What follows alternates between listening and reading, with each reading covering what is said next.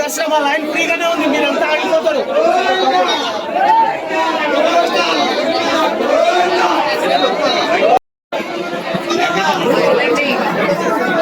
రాకేష్ భాయ్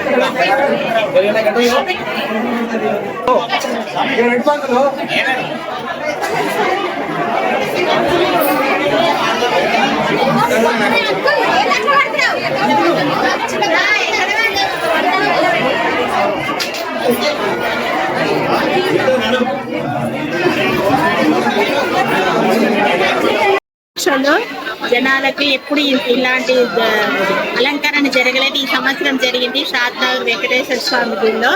అందరు భక్తులకు అందరికీ నా యొక్క కృతజ్ఞతలు. వైకుంఠ ఏకాదశి శుభాకాంక్షలు అందరికీ. కదండి షాద్నగర్ జానంపేట్ టెంపుల్ చాలా రష్ ఉంది. అసలు ఎంత తినాలంటే చాలా జనాలు. ఈరోజు దర్శనం కావడం అదృష్టంగా భావిస్తున్నాం. ఈరోజు విష్ణుమూర్తి లేస్తాడు అని చెప్పేసి ఇక్కడ దర్శనంకి వచ్చినామన్నమాట. మేమందరం మా కాలనీ ఫ్రెండ్స్ అందరం కలిసి వచ్చినామండి. దర్శనం బాగా జరిగింది. కొంచెం రష్ అయితే చాలా ఎక్కువగా ఉంది.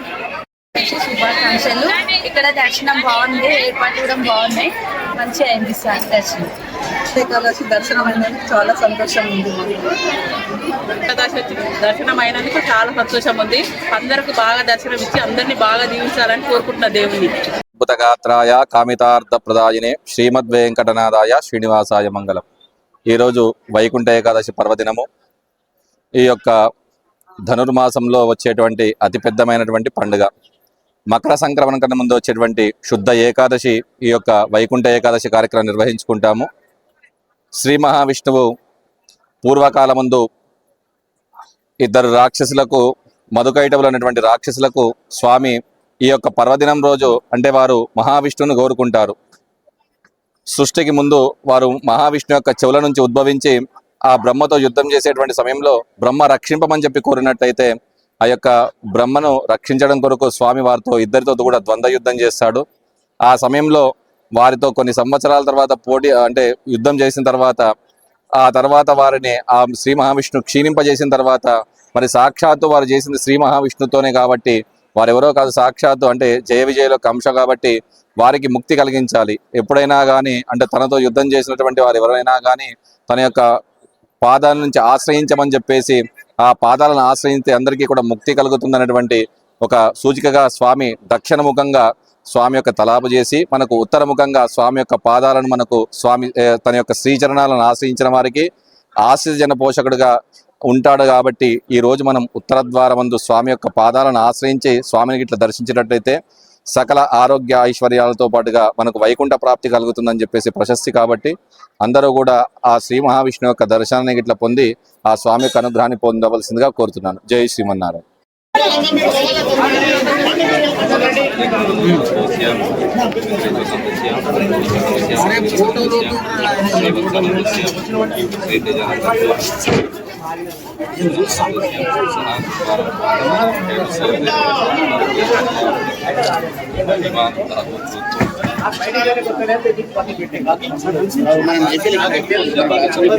సార్ వదులుతాడు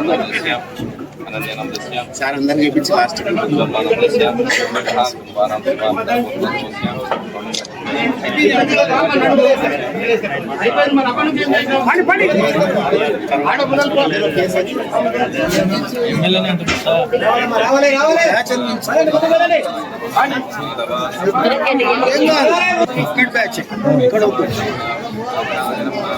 తీసుకో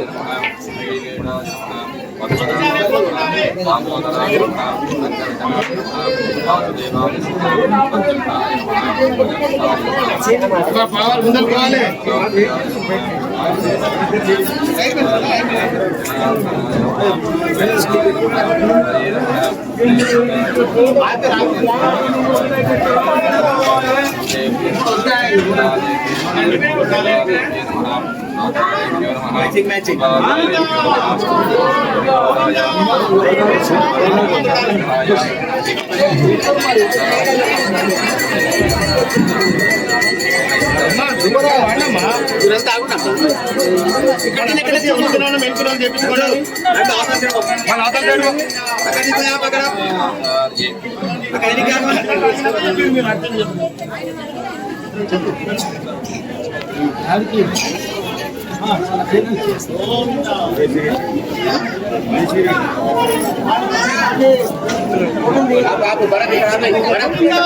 ब्रह्मणो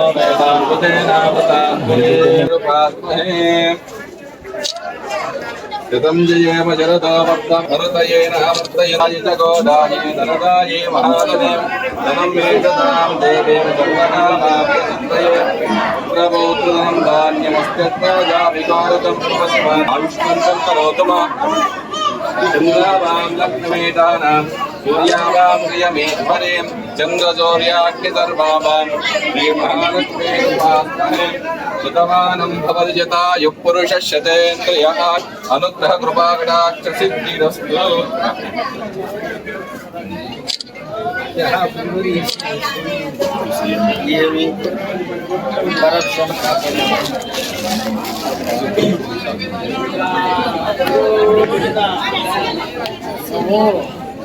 రాఘవేంద్ర సాంగ్ పాడవు నేర్చుకోండి.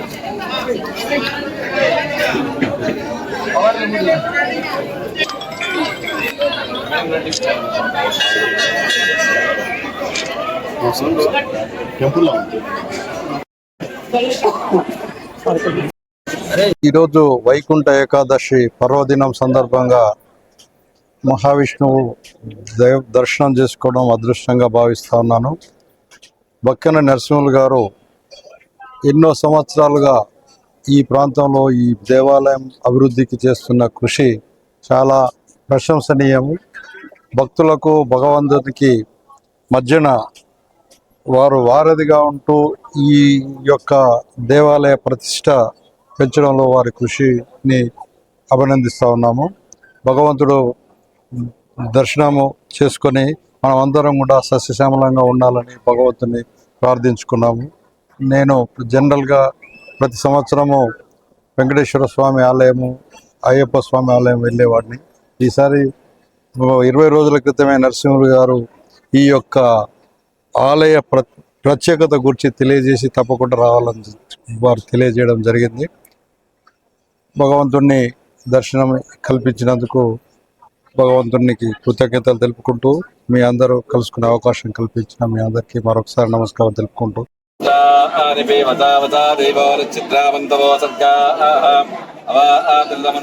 విశ్వారుతేన మిత్రావరుణాసదేదే అశ్వదాయ చ గోదాయే ధనదాయే మహాధనే ధనం మే శతాం దేవీం సర్వకామార్థసిద్ధయే పుత్రపౌత్రధనం ధాన్యమస్కత్వాజా విఘోరతం ప్రజానాం భవసి మాతా ఆయుష్మంతం కరోతు మాం చంద్రాభాం లక్ష్మీటానాం సూర్యాభాం శ్రియమేశ్వరే చంద్రసూర్యాగ్ని సర్వాభాం శ్రీ మహాలక్ష్మీ రూపాస్మహే. ఓం నమో వెంకటేశాయ. వేం అంటే పాపం, కట్ అంటే నశింపజేయింది. అయితే ఈరోజు వైకుంఠ ఏకాదశి. శాస్త్రాల్లో ఏముందంటే మరి కుంఠము అంటే ఏదో మంచిది కాదు అని, వై అంటే మళ్ళీ మంచిది విష్ణువు అని. అంటే మన దగ్గర చాలామంది 33 కోట్ల దేవతలకు ఈరోజు ఉత్తర ద్వారం ద్వారా దర్శన ప్రాప్తి కలుగుతుంది అని. మనం పోయి తీసుకోవడం కాదు, ఆయన్నే మనకి ఇస్తాడని. అందుకొరకే ఈరోజు వైకుంఠ ఏకాదశి. అయితే ఇది 2026 డిసెంబర్ 30 నాడు మహాద్వారాన్ని ప్రారంభించినాం.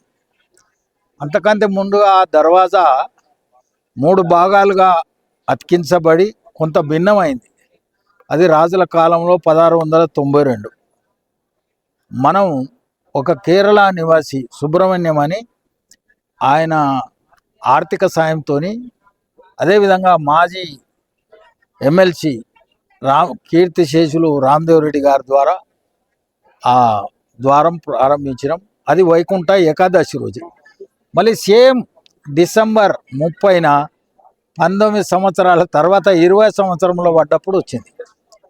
అయితే మనం వైకుంఠ ఏకాదశి చేసిన, లేక కృష్ణాష్టమి, శ్రీరామనవమి, సీతానవమి ఎన్ని చేసినా ఇవన్నీ కూడా ఆధ్యాత్మిక పరిణతి పొందడానికే తప్ప మనకేదో లాభం ఆశించి దాని కొరకు కాదు. మనిషి ఈనాడు ఏమైందంటే నిత్య జీవితంలో ఎంత సంపాదించినా ఇంకా కావాలనే ఆకాంక్ష పెరిగింది. అంటే త్యాగనిరతి తగ్గి స్వార్థ బుద్ధి పెరిగింది. అందుకొరకు ఈనాడు భక్తులు కూడా ఎక్కువైనరు. భక్తి పెరిగింది కానీ దాంట్లో కొంత స్వార్థ చింతన తగ్గాలి. మరి ఈ దేవాలయాన్ని ఇంత భారీ ఎత్తున అంటే అనేక మంది, వేల మంది పెరుమాళ్లను దర్శించడానికి అవకాశం కలిగిందంటే ఇది కేవలం అన్ని పార్టీల నాయకులు, అన్ని కులాలు, అన్ని మతాలు, అంటే అందరి చొరవ ఇందులో ఉన్నది. బహుశా ఇటువంటి వ్యవస్థ వేరే దగ్గర ఉండకపోవచ్చు. అంటే ఇక్కడ ఎందుకంటే పేరు కానీ ఒక బ్యానర్ కానీ ఎవరిది ఉండదు. నీవు ఏదే పెట్టినా అది దైవ అర్పితమే. అంటే wealth has got 4 kind of share holders. ధనము అనేది నలుగురు పాలెళ్ళు ఉంటారు భాగస్వాములు. మొదటి వాడు దానము లేదా ధర్మం. మనం సంపాదించిన దాంట్లోకి వెళ్ళి దానం లేదా ధర్మం చేస్తేనే అగ్గిపాలు కాదు.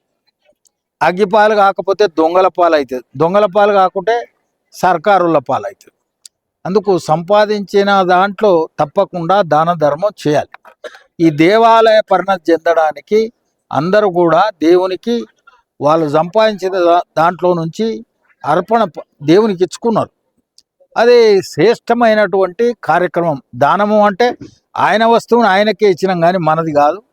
అందువల్ల మరి 1692లో రాజా సవై వెంకరెడ్డి నిర్మించినటువంటి దేవాలయం ప్రజల శ్రమతోని ఇంత అద్భుతంగా తయారైంది. అంతేకాకుండా నాకు కూడా గొప్ప ఆనందం ఏంటంటే మనం దర్శనం చేసుకున్నామా లేదా అనే దానికంటే వేల మంది దర్శనం చేసుకోవడం ఎంతో ఆనందమయమైన జీవితం. కాబట్టి మనం నిత్య జీవితంలో ఎక్కువ శాతం మంది మీద ఓర్వలేని తనంతోనే జీవనం జరుగుతుంది. కాబట్టి రాజకీయాల్లో కానీ వ్యాపారంలో కానీ నిత్య జీవితంలో కుటుంబానికి అవసరమైనంతనే సంపాదించి మిగిలిన దానికి సమాజానికి కానీ మన పక్క వాళ్ళ కొరకు కానీ దేశం కొరకు కానీ వదిలినట్టయితే ఎక్కువ స్వార్థంతో సంపాదిస్తే దేశానికి మనము నష్టం చేసిన వాళ్ళమే అవుతాం. కాబట్టి ఈ వైకుంఠ ఏకాదశి సందర్భంగా మరి రాముడు ఏలిన రాజ్యం, గాంధీ పుట్టిన దేశం, గాంధీజీ ప్రథమ శిష్యుడు ఎవరు వినోబా భావే భూదానోద్యమం మన తెలంగాణలోనే, ఇది ప్రపంచంలోనే అద్భుతమైన మొదటి దానం. మరి అట్లాంటి దానం చేసిన భూములను కూడా నేడు కొంతమంది ఉన్నతమైన పదవుల్లో ఉన్న వాళ్ళు భార్య పేరు మీద, కొడుకుల పేరు మీద అమ్ముకుంటున్నారు. అందుకొరకు అటువంటి వాళ్లకు మంచి బుద్ధి రావాలని ప్రార్థిస్తున్నాను.